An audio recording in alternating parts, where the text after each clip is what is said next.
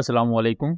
Welcome to conflict card रात। दोस्तों, India ने रिपब्लिक डे पर एक बहुत ही ज़्यादा ग्रैंड एरियल डिस्प्ले शो किया। एरियल डिस्प्ले था बेसिकली उनका, जिसमें एयरक्राफ्ट की मल्टीपल फॉर्मेशंस ने फ्लाई पास्ट किया। खास तौर पर इस दफ़ा उन्होंने ऑपरेशन सिंदूर में जो मुख्तलिफ प्लेटफॉर्म्स यूज़ किए थे, जो मुख्तलिफ वेपन्स यूज़ किए थे, उनको भी शोकेस किया है। यहाँ राफेल एयरक्राफ्ट का BS-022 एयरक्राफ्ट दिखाया गया है, और ये जो राफेल है BS-022, इसको इंडिया ने इस फ्लाई पास्ट में दिखाया है। और बेसिकली इंडिया का ये क्लेम है कि हमने डिबंक कर दिया है पाकिस्तान के उस पूरे प्रोपेगेंडा को, सो कॉल्ड, या पाकिस्तान के उस क्लेम को कि उन्होंने कोई राफेल को हिट किया था। तो इंडिया का ये कहना है कि ये BS-022 एयरक्राफ्ट तो बिल्कुल सही सलामत है आपके सामने, तो पाकिस्तान का जो दावा था वो झूठा साबित हो चुका है। लेकिन चीजें वैसी हैं नहीं जैसी नजर आती हैं। जो होता है वो दिखता नहीं, और जो दिखता है वो होता नहीं। मैं आपको एक पिक्चर दिखा रहा हूँ। ये आप F-16 देख सकते हैं, जो कि जॉर्डेनियन एयरफोर्स का है, उर्दन की एयरफोर्स का। और उसके बाद आप ये F-16 देख सकते हैं जो पाकिस्तान एयरफोर्स का है। अब आप हैरान होंगे कि बेसिकली ये जो जॉर्डेनियन F-16 था, पाकिस्तान ने इन्हें सेकंड हैंड खरीदा था। इन पर कैमोफ्लाज पाकिस्तानी बाद में पेंट कर दिया गया, इनका टेल नंबर चेंज कर दिया गया और पाकिस्तानी फ्लैग लगा दिया गया। और इससे आप देखकर बिल्कुल भी नहीं बता सकते कि ये F-16 जॉर्डन का था। कहने का सिंपल एज दैट मकसद ये है कि एग्जिस्टिंग राफेल्स पर पुराने वाले सीरियल नंबर पेंट कर लेने से आपके लॉसेस नहीं छुपते, पहली चीज। और माजी में ऐसा होता रहा है, क्योंकि मिलिट्री टैक्टिक्स में होता है प्रोपेगेंडा टैक्टिक्स, जिन्हें मिलिट्री के PR डिपार्टमेंट्स रन करते हैं, या वो तजवीज करते हैं कि भाई ये अगर आपके खिलाफ एक नैरेटिव चल रहा है तो उसको काउंटर किस तरह करना है। इंडिया ओपनली तो नहीं, लेकिन इम्प्लिसिटली एक राफेल का नुकसान मानता है। इंडिया का मानना है कि उसमें कोई टेक्निकल फेलियर आया था और वो बठिंडा में क्रैश कर गया। पाकिस्तान 4 राफेल एयरक्राफ्ट क्लेम करता है, जिनके पाकिस्तान ने टेल नंबर्स तक बता दिए थे। पाकिस्तान ने उनके इलेक्ट्रॉनिक सिग्नेचर्स, उनके क्रैश साइट्स को भी पाकिस्तान ने दिखाया था, और कुछ का रैकेज भी पाकिस्तान ने डिस्प्ले किया था। ये जो 4 राफेल एयरक्राफ्ट हैं जिनके टेल नंबर्स पाकिस्तान ने बताए, ये थे BS-001 जो कि बठिंडा में गिरा,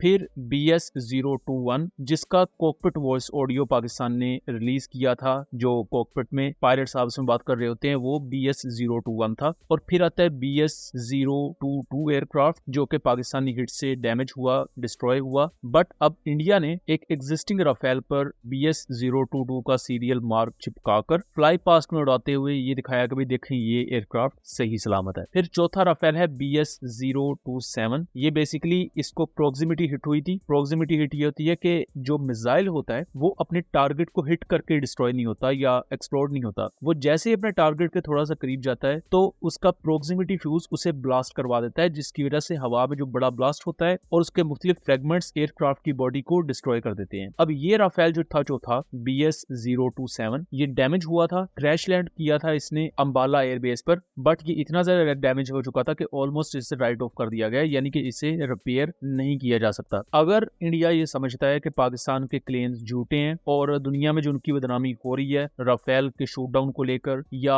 अपने से 4 गुना छोटी मिलिट्री के सामने कमजोरी दिखाने के कॉन्टेक्स्ट में, तो उन्हें चाहिए कि अपने जो बाकी 35 राफेल हैं, क्योंकि 36 इंडिया ने लिए थे, अगर इंडिया एक का नुकसान मान लेता है तो बाकी 35 राफेल की एलिफेंट वॉक करके दिखा दें। क्योंकि माजी में इंडिया ने इनकी एलिफेंट वॉक वगैरह या इनको एक लाइनअप में खड़ा करके दिखाया होता है, और वो बेसिकली एक पावर शो होता है। आपने अक्सर औकात अमेरिका के या रशियन या नेटो कंट्रीज के फाइटर जेट्स को एक ही एयरबेस पे, एक ही रनवे पर बहुत बड़ी तादाद में एक फॉर्मेशन में खड़े देखा होगा, तो उन्हें बेसिकली एलिफेंट वॉक कहा जाता है। ये एक साइकोलॉजिकल टैक्टिक्स है, नफ्सियाती टैक्टिक्स, ताकि अपने दुश्मन को अपनी ताकत दिखाई जा सके। इंडिया को चाहिए कि वो अपने 35 के 35 राफेल दुनिया के सामने ले आए कि जी पाकिस्तान झूठ बोल रहा था। और ये काम इंडिया मई 2026 से पहले कर दे, क्योंकि बाद में तो ये हो सकता है ना कि अगर फ्रांस से सेकंड हैंड राफेल्स इंडिया ले आए, उन्हें अपने मुल्क में करे असेंबल, ठीक है, उनकी किट्स ले आए और फिर उन पर पुराने वाले पेंट करके के देखें जी हमारे पास राफेल पूरे हैं, तो उस वक्त तक टाइम इंडिया को लगेगा। अगर इंडिया के पास अभी भी 35 राफेल हैं तो इंडिया को चाहिए कि भाई वो दिखा दे। इंडिया के जो एयर चीफ है Amanpreet Singh,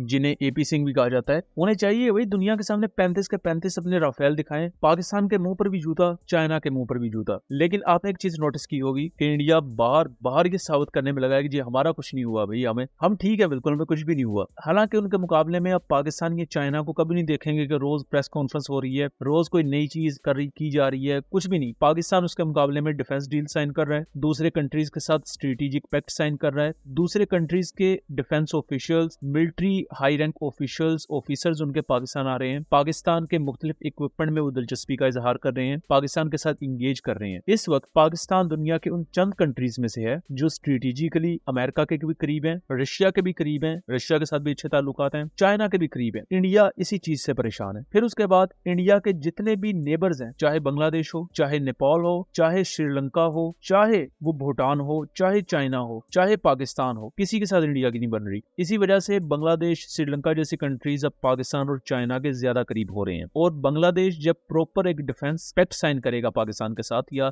defence deals announce करेगा, तब आप सोचिए इंडिया का क्या हाल होगा। अभी ये सिर्फ अपने पुराने जहाजों पर पेंट करके समझ रहे हैं कि हमने बड़ा कोई तीर मार लिया है। इससे ठीक है, इंडिया के अंदर जो लोकल ऑडियंस है ना, उनकी जो लोकल इंडियंस हैं, उनको वो सेंसरशिप के थ्रू या इस तरह के प्रोपेगेंडा के थ्रू ये दिखा देंगे कि भाई हम बहुत स्ट्रॉन्ग है, क्योंकि ये सुपीरियोरिटी कॉम्प्लेक्स है इंडिया में कि हम सबसे ऊपर है। पाकिस्तान में ये अच्छी चीज है कि सुपीरियोरिटी कॉम्प्लेक्स ना अवाम में है, ना शुक्र है कि ऊपर भी नहीं है एक हद तक, वरना हम भी उतनी ज्यादा बेवकूफाना हरकतें कर रहे होते इस तरह की। ऑब्वियसली पाकिस्तान में मसले मसाइल हैं, पाकिस्तान के मसले वो हमारा काम है, वो हमारी लीडरशिप का काम है और उन्हें हल करने चाहिए। लेकिन इस तरह की वजह से चवलें पाकिस्तानी साइड पर नहीं मारी गई थी, ना ऑपरेशन सिंदूर के दौरान, ना ही हमने ये कहा था कि हमने इंडिया की पोर्ट कैप्चर कर लिया है, ना हमने कहा जी हमारी आर्मी घुस गई है इंडिया में ये वो। अब वीडियो जब मैं एंड कर रहा हूं तो मैं आपको एक वीडियो दिखाना चाहता हूं, जहां आप एक वीडियो देख सकते हैं जो मई के बाद 2025 में ही मंजर-ए-आम पर आई थी। ये दरियाए ब्यास के करीब की पिक्चर है जहां एक एयरक्राफ्ट क्रैश हुआ था। ये वो क्रैश साइट है जो